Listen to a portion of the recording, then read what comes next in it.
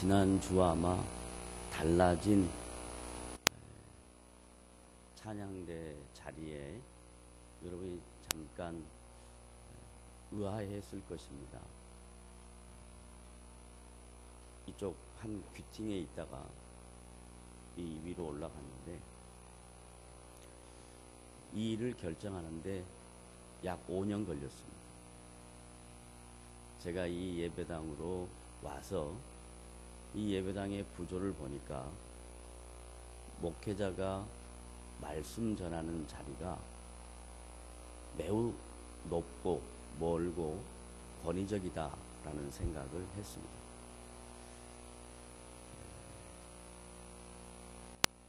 하나님의 말씀을 높이는 것은 당연한 일인데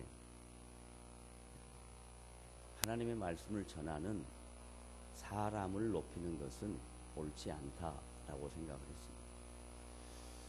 그래서 찬양대를 위로 올리고 싶은데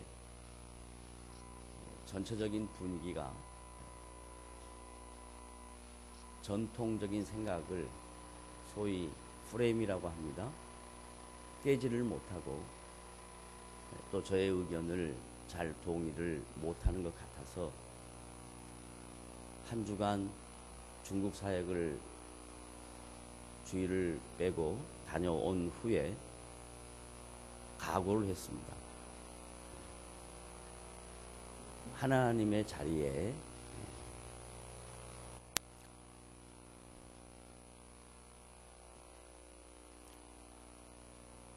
하나님을 또 높이는 것이 맞다라고 생각했습니다. 그래서 제가 이 자리로 내려오는 것이 옳다라고 판단을 하고 어제 몇몇 지체들과 함께 자리를 세팅을 했습니다. 몇몇 분이 이런 세팅하는 모습을 보면서 동의하지 않는 분도 있었습니다. 그러나 이건 동의하지 않는 것을 서로 조율해야 할 부분이 아니라 이것은 그냥 진행하는 것이 맞겠다. 중심을 하나님이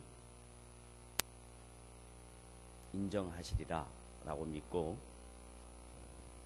이렇게 세팅을 했습니다. 불편할 겁니다. 아마 뒤에 높은 자리에서 시선을 어디다 둬야 할지도 모를 것이고 그리고 목사님 뒤에 앉아 있으니까 목사님 뒷모습을 보잖아요.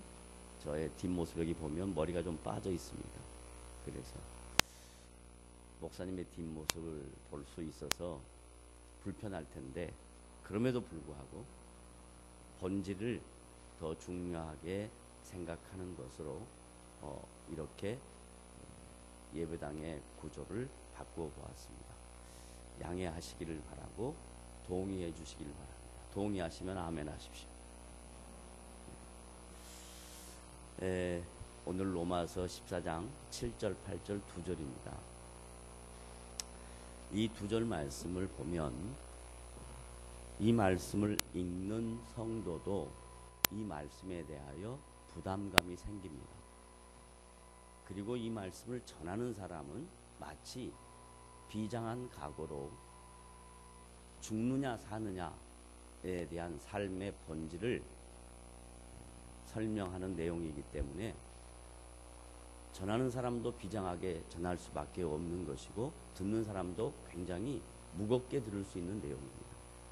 그런데 로마서 14장을 기록하는 사도 바울의 관점에서 이 말씀을 이해하면 비장함의 내용도 아니고 부담감을 가질 내용도 아닙니다.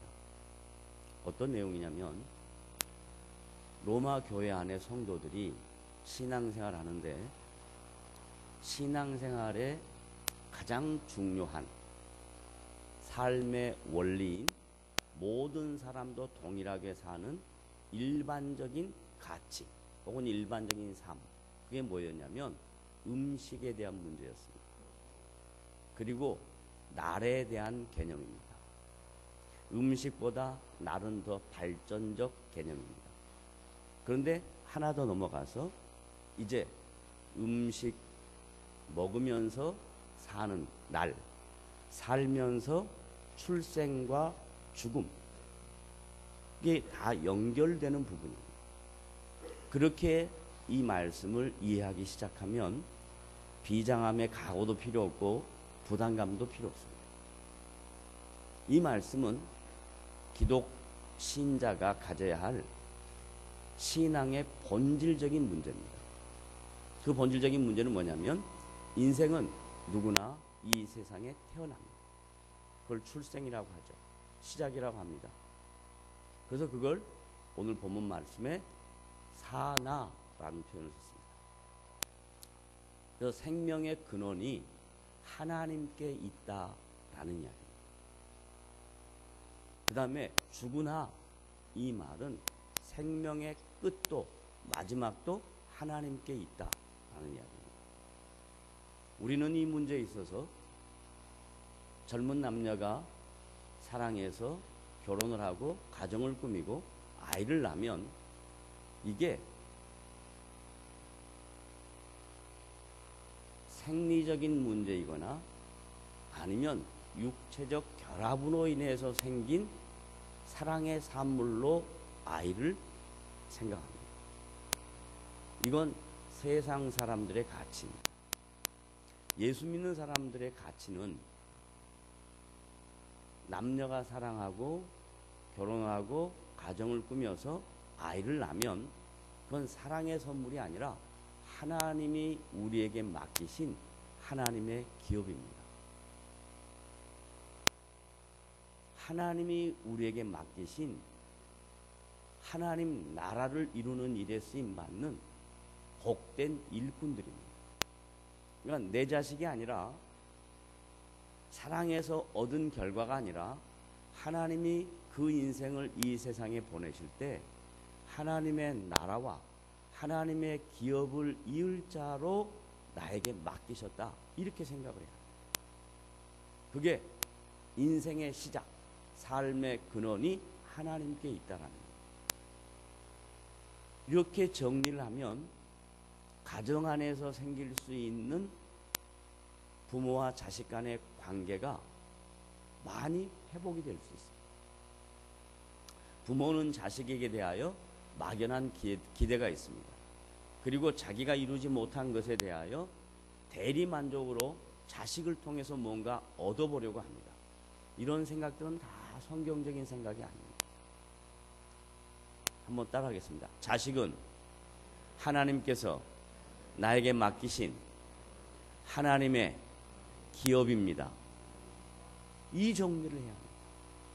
그래서 삶의 시작이 사나 출발된 인생의 시작이 하나님의 것으로, 하나님의 통치로, 하나님의 일하심으로 우리의 인생이 그분의 손에 있다는 것을 인정해야 합니다. 이게 지금 바울이 로마교회 성도들에게 가르쳐주고 싶었던 신앙생활하는 신자의 가치관이 무슨 초월적이고 비상식적이고 대단한 일이 아니라 일상생활에서 일어날 수 있는 음식의 문제, 날의 문제, 인생을 바라보는 관점에 대한 문제를 오늘 말씀을 통해서 가르칩니다. 그래서 내가 살아도, 여러분이 살아도, 내가 죽어도, 여러분이 죽어도, 이 말의 의미는 뭐냐면 우리의 인생의 시작, 하나님의 손으로부터, 하나님의 계획으로부터, 하나님의 능력으로부터, 하나님의 일하심으로부터 우리와 여러분이, 그리고 여러분의 자녀가 그분의 손에 있다는 것을 인정하는 것이 오늘 말씀의 핵심입니다. 그래서 따라하겠습니다. 내 삶의 주인은 나다. 누구세요? 하나님이세요. 내 삶의 주인이 하나님이시면 나에게 허락된 여호와의 기업인 내 자녀의 삶의 주인도 하나님이십니다. 그러면 자기가 이루지 못한 것을 대리만족으로 이루고 싶은 가치나 관점이나 바램으로 자녀를 바라보지 않습니다. 하나님이 저 자녀에게 저의 인생을 통해서 이루려고 하신 것이 무엇일까? 내가 무엇을 도울까? 내가 좀 더 많이 살았고 인생을 아니까 어떻게 인도해 줄까? 지도해 줄까? 뒤에서 도와줄까? 이것이 부모에게 맡긴 책임입니다. 자, 그 다음 이제 바울은 삶의 근원인 시작에 대하여 이야기하고 삶의 마침인 죽음에 대하여 이야기합니다. 죽음은 어느 누구도 피해갈 수 없는 하나님이 모든 사람에게 허락한 아담의 범죄에 대한 최종적인 하나님의 심판입니다. 그런데 이 죽음은 육신적인 죽음뿐만 아니라 영적인 죽음까지 포함되어 있습니다. 왜냐하면 인간은 육체만 갖고 있는 게 아니라 육체와 영혼이 있는 존재입니다. 먼저 바울이 얘기하고 있는 죽음에 대하여, 육체적 죽음에 대하여 생각을 하겠습니다. 우리가 인생을 살다 보면 이제 나이가 좀 들어가면 이런 생각을 가끔 합니다. 삶에 고통이 있고 어려움이 있으면 에이, 차라리 인생 마감했으면 좋겠네, 이런 생각합니다. 그건 매우 세상적인 가치이며 불신자적 행위입니다. 하나님이 우리를 이 세상에 보내셨으면 우리의 인생을 통해서 이루실 그분의 계획을 마칠 때까지, 우리 개인에게 그분이 갖고 계신 선하신 뜻이 이루어질 때까지 저와 여러분의 인생이 그렇게 쉽게 끝나지가 않습니다. 자연적인 죽음이라는 것은 생을 다해서 죽는 것이긴 하겠지만, 하나님께서 우리에게 이 세상에서 살 수 있고 이 세상에 살면서 이루려고 하신 그분의 계획이 이루어질 때까지 우리의 인생을 붙잡고 계십니다. 그래서 죽음이 함부로 내가 죽었으면 좋겠다, 에이 끝내버렸으면 좋겠지, 이런 것으로 되는 것이 아니다. 따라하겠습니다. 죽음은 하나님의 손 안에 있다. 그래서 시편 기자가 성도의 죽음, 경건한 자의 죽음은 여호와께서 기중히 보신다, 여호와께서 존귀하게 보신다, 이렇게 말합니다. 그러니까 죽음이라는 것은 살고 싶었던 세상을 더 못 산 것에 대한 회한이 아닙니다. 하나님이 존귀하게 보시는 한 사람의 인생의 끝입니다. 이런 관점으로 삶과 죽음에 대한 이해를 갖게 되면 그 다음 이제 나에게 주어진, 여러분에게 주어진 삶의 과정입니다. 살아도 주를 위하여 살고 죽어도 주를 위하여 죽나니, 이 말 안에 여러분 각자에게 주어진 인생, 삶은 그럼 뭐냐 하는 얘기. 여러분 인생 살아봐서 아시지만 여러분의 인생이 항상 좋은 일만 있는 거 아니잖아요. 어려운 일이 훨씬 더 많을 겁니다. 자기가 기대하지 않았던 일들이 더 많이 일어날 겁니다. 그럴 때 삶에 대한 신자의 가치는 하나님은 성도에게 인생살이를 통해서 항상 좋은 길로만 인도하지 않는다라는 것을 알아야 합니다. 교회 나오면 축복받는 자리다, 많은 것을 누릴 수 있는 자리다 라는 잘못된 가치 때문에 여러분의 인생을 바라보는 관점이 변질되어 버렸어요. 인생은 본질적으로 처음부터 끝까지 축복의 인생이 아닙니다. 인생은 처음부터 끝까지 고통입니다.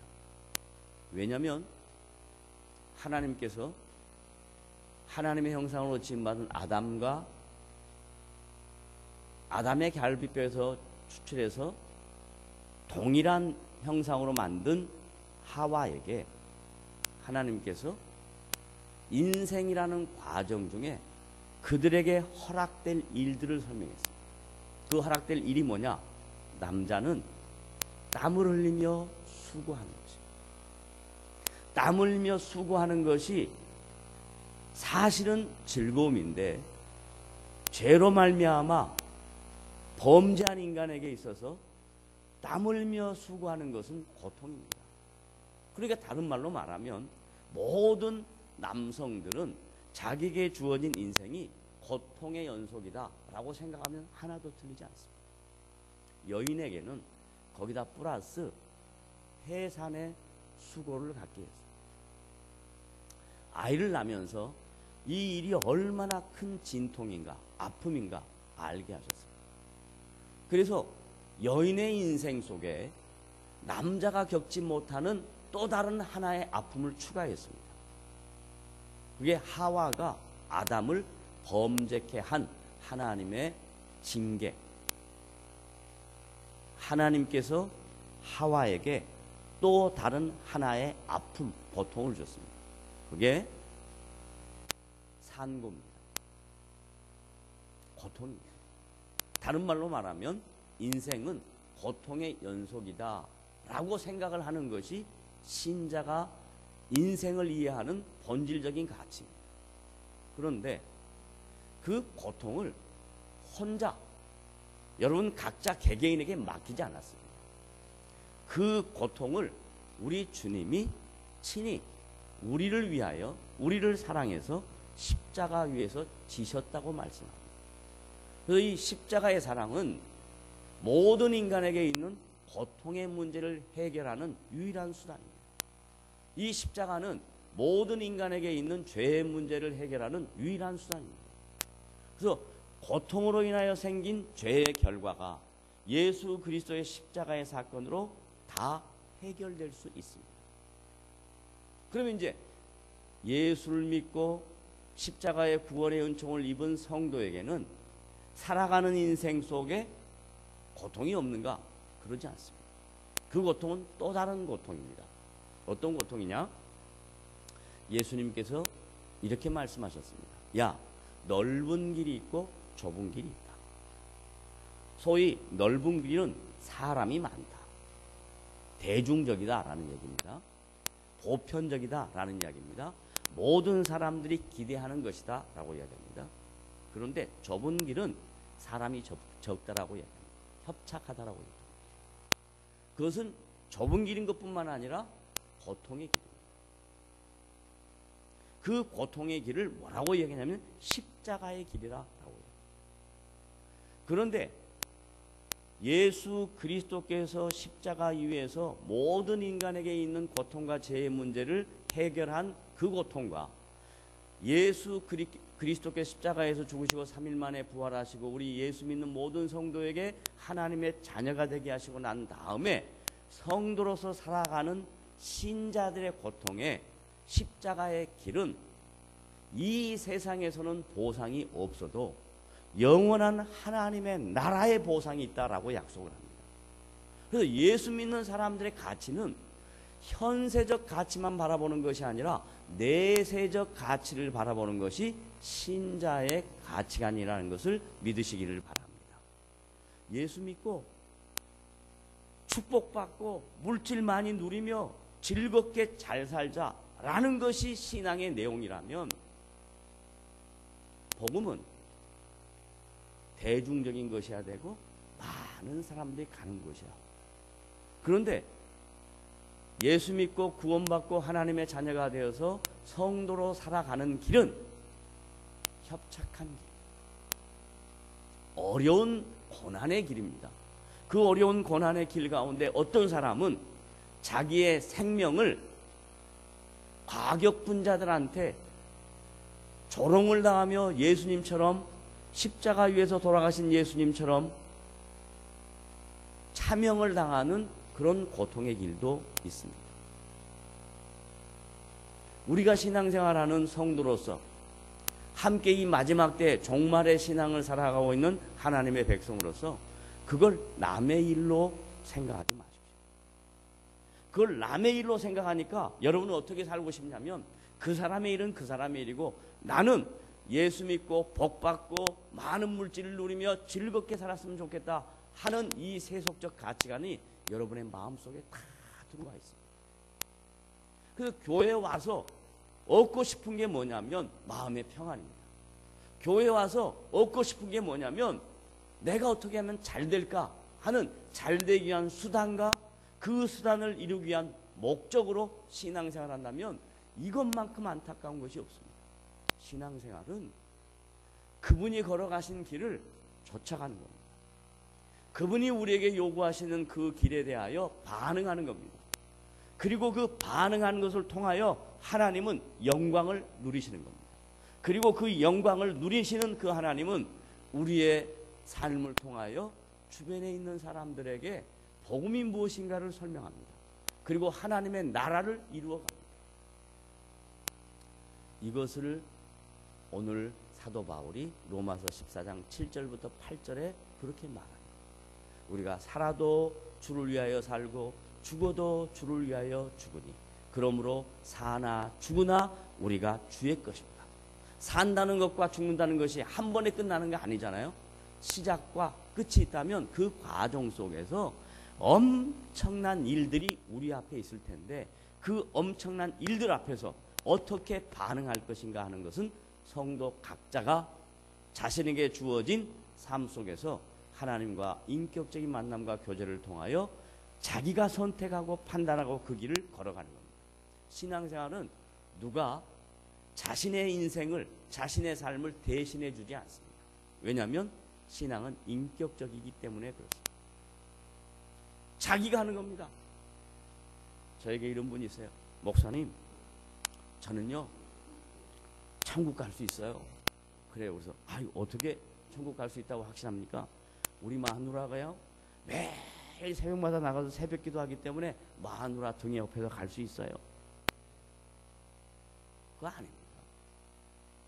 어떤 분은 목사님, 저는요 우리 자식들이 부모를 위해서 그렇게 기도를 많이 하고 부모를 위해서 그렇게 좋은 일을 많이 해서 저도 그 자식들 때문에 천국 갈 수 있어요. 전혀 그렇지 않습니다.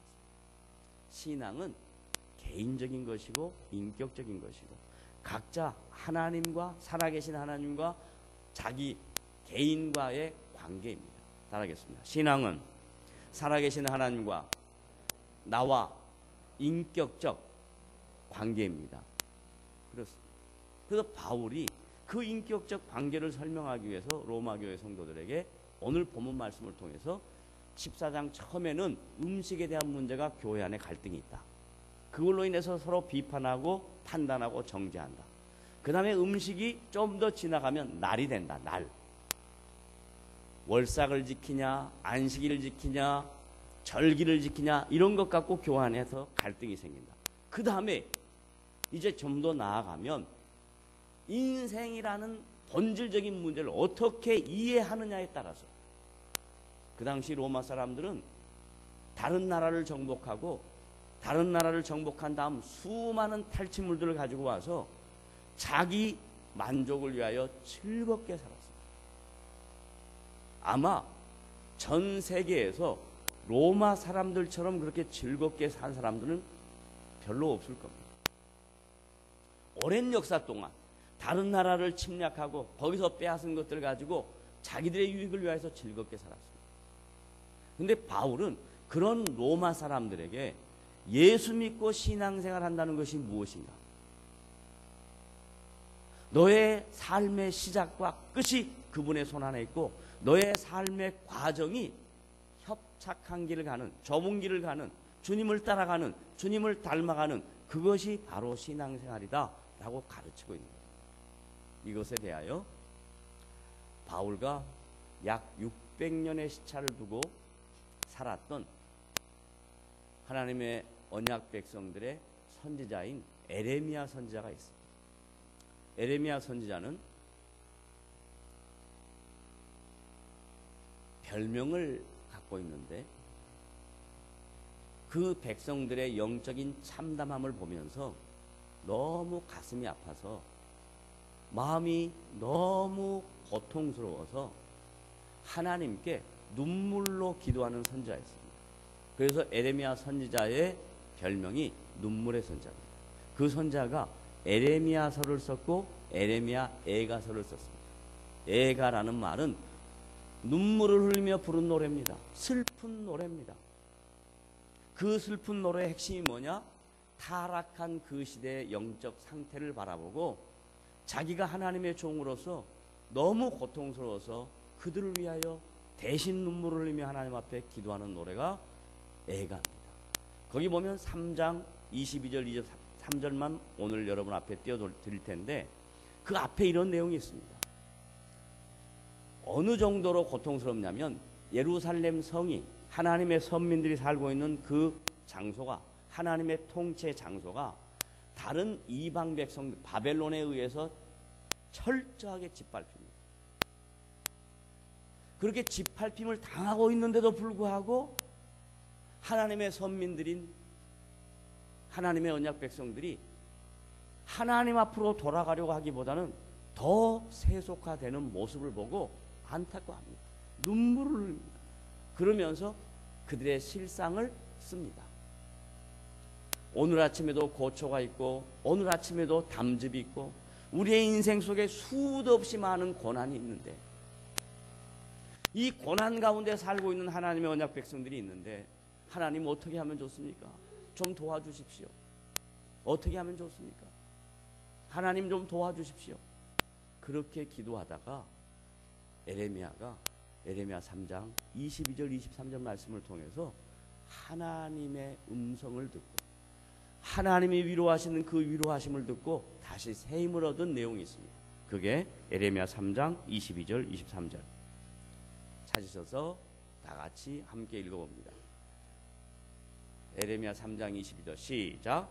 여호와의 인자와 긍휼이 무궁하심으로 우리가 진멸되지 아니함입니다.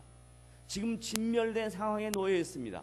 그런데 진멸되지 않은 원인이 어디 있느냐? 근거가 어디 있냐? 하나님의 인자하심과 긍휼하심이 있다. 인자하심이란 말과 긍휼하심의 말 안에 하나님이 끝까지 너희들을 버리지 않는다. 하나님이 너희들을 언젠가는 회복하실 것이라는 기대와 소망이 있는 겁니다. 우리의 인생 속에도 다양한 어려움이 있을 수 있습니다. 신자로 살아가는 길에 협착한 길, 좁은 길 가는 동안에 어려운 일이 있을 수 있습니다. 그래서 돌아보면 진퇴양난입니다. 빠져갈 길이 하나도 없는 것 같습니다. 그런데 진멸된 것 같은데 완전히 없어질 것 같은데 하나님이 우리를 완전히 없애지 않으세요. 진멸하지 않아요. 왜? 우리를 위하여 그의 인자하심과 긍휼하심으로 우리를 회복시키시고 도우시고 타이밍을 맞추시고 그래서 하나님의 사람으로 다시 세우시는 하나님의 은혜가 있다는 것을 에레미야 선지자가 깨달았습니다. 그래서 저기서 힘이 납니다. 그래서 23절 이런 고백을 합니다. 23절 다 같이 읽어봅니다. 시작. 이것들이 뭘까요? 뭘 가리키는 걸까요? 이것들이 인자와 긍휼, 하나님의 오래 참으심과 하나님이 새롭게 하신 은혜, 이것들이 어떻다고요? 아침마다 새로우니, 아침마다 새롭다. 우리의 성도로 살아가는 삶의 과정 중에 고난이 있어도 그 고난 가운데 하나님이 인자하심과 긍휼하심으로 아침마다 새롭게 하니 그 다음에 뭐라 그런다고요? 주의 성실하심이 크시도다. 성실이란 말을 다른 말로 말하면 하나님의 약속이 크다라는 말입니다. 하나님은 저와 여러분에게 약속하셨습니다. 내가 너희를 떠나지 아니한다. 내가 너를 버리지 아니한다. 내가 너와 함께한다. 따라합니다. 하나님은 나를 떠나지 아니합니다. 버리지 아니하십니다. 그리고 함께하십니다. 날마다 함께하십니다. 자,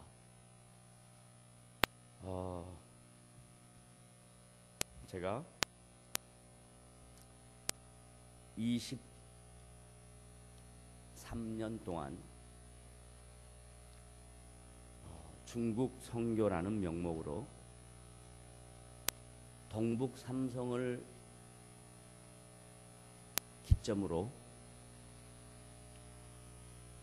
중국의 동북 삼성과 서북 지역으로 복음 사역을 감당했습니다. 그래서 그 사역을 진행하는 동안에 여권이 3번 갱신이 됐습니다. 그래서 그 여권을 가지고 이번에 출발하기 전에 제가 비자 스탬프, 중국 비자 스탬프를 세봤습니다. 세봤더니 거의 200번 왔다 갔다 했습니다. 200번. 다니면서 초창기 약 10년 동안은 감격과 기쁨과 하나님의 나라가 확장되는 일들을 보면서 제가 소생했습니다. 여러분은 잘 모르실 겁니다. 목회하면서 힘들고 고통스러울 때 제가 해결할 수 있는 두 가지 방법은, 하나는 중국 가서 그들 영혼들 앞에 가서 말씀을 전할 때 제 심령이 새로워집니다. 또 하나는 테니스 라켓 들고 테니스장 나가가지고 테니스 공 대놓고 스매싱하고 발리할 때 누구를 상상하면서 에이 하면서 풀었습니다. 만약에 그거 안 했으면 전 목회 못했을 겁니다. 그리고 아마 죽었을런지도 모릅니다. 테니스 공에다 놓고 에이 김 집사야. 김씨가 제일 많으니까 그런 거예요. 또 괜히 김 집사 마음 상하지 마세요. 그러면서 목회를 여기까지 할 수 있는 근거가 되었습니다. 그런데 10년이 지나고 난 이후부터 중국이 엄청난 속도로 발전이 되니까 고민이 생겼습니다. 지금 내가 이렇게 하고 다니는 게 맞는가? 그래서 더 어려운 지역만 찾아다니면서 했습니다. 그런데 이제 2010년을 기점으로 해서 중국의 어려운 적이 별로 없어지는 거예요. 그러니까 더 고민이 되는 겁니다. 내가 이렇게 다니는 게 맞는가? 그런데 이제는 조선족이 아니라 한족 사역을 했다. 중국말로 해야 된다. 저는 중국말을 듣기는 좀 합니다. 그런데 잘 말을 못합니다. 그래서 그들에게 제대로 제가 가르칠 수 없습니다. 통역을 놓고 해봤더니 반감돼요. 어떤 경우는 제 말을 통역이 이해하지 못하니까 전혀 다른 얘기가 되는 거예요. 그래서 고민이 돼서 이제 이 사역에 대해서 접어야 되겠다 하고 작년 1년 동안 거의 사역을 안 했습니다. 그리고 2015년 들어서면서 앞으로 이 사역을 어떻게 할까 최종적인 결단을 내기 위해서 이번에 중국을 가서 하나님의 은혜로 중국 교회 목사님을 만나서 대화하는 가운데 답을 많이 얻었습니다. 또 하나님의 은혜로 대학 동기인 상해 한인연합교회 목사님 만나서 교제하면서 또 답을 많이 얻었습니다. 두 가지 간단하게 말씀드립니다. 중국교회 목사님 만나서 얻은 답 중에 저에게 격려했습니다. 고맙다. 우리나라를 사랑해서 중국 사람들에게 와서 이렇게 복음 전해주고 23년 동안 다니면서 수고한 거 고맙다. 정말 고맙게 말씀했습니다. 그 다음 말이 이거였습니다. 이제는 당신들의 역할은 끝난 것 같다 라고 말합니다. 그 이유는 뭐냐? 중국이 80년대부터 아주 똑똑한 사람들을 중국 정부에서 미국이나 서구권으로 유학을 보냈습니다. 그들이 유학 가서 그리스도를 만납니다. 그리고 자기들이 유학 갈 때 중국 상황은 너무 어려웠는데 10년이 지나니까 중국이 점점 좋아지기 시작합니다. 그리고 정부에서 수도 없이 많은 봉급을 주니까 다시 자기 나라로 돌아옵니다. 근데 그 사람들이 거의 크리스찬들이 되었어요. 이 사람들이 중국 교회 안으로 들어오는데 다 지식층들이고 돈이 많으니까 교회가 급속도로 성장합니다. 그들이 지금 현재 이슬람권 선교를 전 세계에서 최고로 이슬람권 선교를 잘 하고 있고 거기에 물질을 다 투여합니다. 저에게 하는 말이 한국에서 처음 선교에 대하여 도움을 받았지만 이젠 우리가 당신들을 도와야 한다. 사실 그렇습니다. 지금 한국 교회에서는 선교하기가 어렵습니다. 재정적인 여건이 넉넉지 못합니다. 근데 그들은 지금 선교할 수 있는 재정이 쌓여져 있습니다. 저에게 이제 당신들이 했던 수고를 우리가 바톤을 이어받아서 우리가 열심히 하겠다. 그게 첫 번째 이야기입니다. 두 번째, 한국교회, 한인교회 목사님 말씀 중에 우리의 실정에 대하여 제가 여러분에게 말씀을 드리고 싶습니다. 그 목사님은 일본 선교사로 12년 사역하다가 13년 전에 상해 한인교회 청빙을 받고 13년 사역을 했습니다. 처음에 본인이 상해 가서 사역할 때 한국 사람들의 위상은 굉장히 높았습니다. 그래서 한국 사람 집에 중국 사람이 와서 집에서 하우스키퍼를 했습니다. 집을 도와줬습니다. 여러 가지. 그런데 13년이 지난 지금 놀라지 마십시오. 한국 사람들이 그 상해 한인연합교회 여자 성도들이 중국 집에 가서 음식 만드는 일을 합니다. 한국 사람은 상해 시내 안에 못 삽니다. 그래서 그 목사님이 저한테 우리 교회 위치는 방화동이다. 그리고 저에게 저녁을 대접하기 위해서 야, 김 목사 화곡동 가자. 화곡동을 갔는데 이 화곡동이 우리 명동보다 더 발전되어 있어요. 그 안에 들어가서 한국 사람이 못 삽니다. 지금 이만큼 중국이 달라졌습니다. 그래서 하나님은 당신의 구원 역사를 이루어 가실 때 우리나라를 잠시 사용했습니다. 그 다음 이 불길이 중국으로 넘어갔습니다. 그래서 하나님은 지금 중국 사람을 통해서 당신의 일을 이루십니다. 그러면 여러분, 에레미야 같은 선지자가 자기 백성들을 바라보면서 얼마나 큰 고통이 있었겠습니까? 저는 대한민국 교회, 우리 한국 교회 성도들을 바라보면서 마음에 큰 고통이 있습니다. 하나님 이래서는 안 됩니다. 그런데 문제는 뭐냐?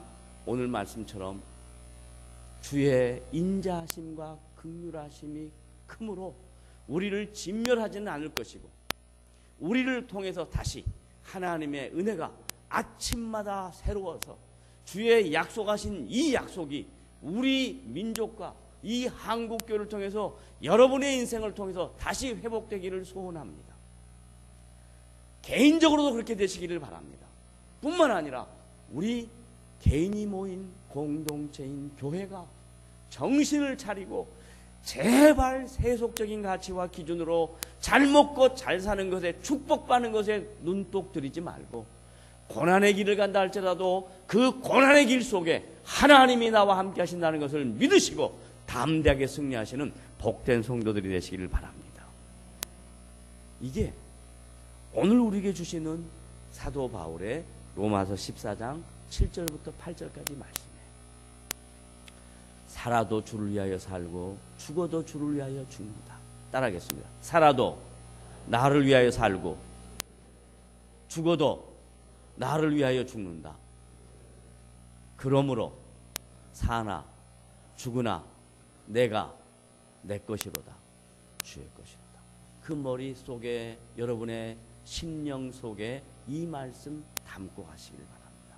나는 주님의 것이다. 주님이 내 인생을 통해서 이루실 일이 분명히 있을 것이다. 그러나 이 일을 위해서 내가 해야 할 일은 좁은 길을 간다 할지라도 하나님은 주의 인자하심과 긍휼하심으로 우리를 새롭게 하실 것을 믿는다. 이런 믿음으로 여러분의 인생을 주님 앞에 드리시기를 주님의 이름으로 부탁을 드립니다. 기도하겠습니다. 하나님 아버지 감사합니다. 오늘도 우리에게